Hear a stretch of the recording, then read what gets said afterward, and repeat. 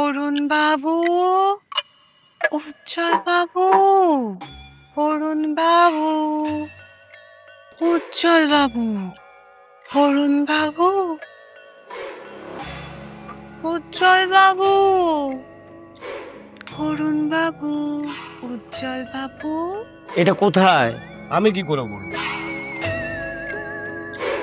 কোথায় আমরা? এ আবার কোথায়?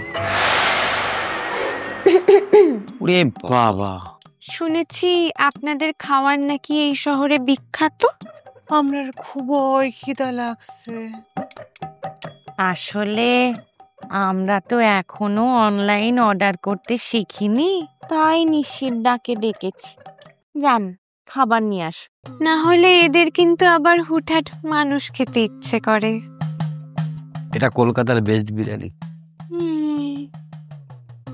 সারাটা জীবন বিরিয়ানি খাইয়া কাটাইলাম, এখন মরণের পরেও বিরিয়ানি খাইতে হইব?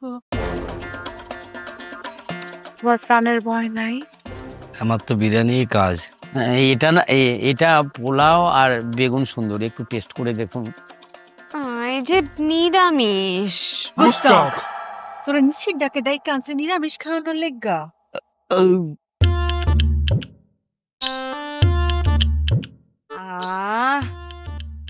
কি ভালো টেস্ট! চায়ের দাম কত? 50,000 টাকা।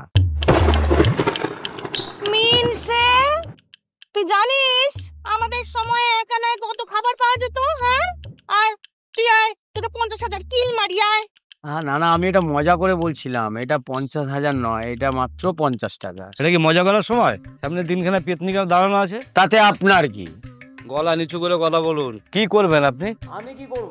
আমি চল, আপনি ভাবতে খাড়ায় পারবেন থেকে না। লাভ নাই। আপনার হ্যাঁ, বিরিয়ানি চল। খেতে দেবো। আমরা আপনার খিচুড়িতে কিন্তু বাটার দিয়ে দেবো, দেখবেন? তোরা লেগা মরণের আগে পরে শুধু বিরিয়ানি খাইয়ে আমার কাটাইতে হইব। চল।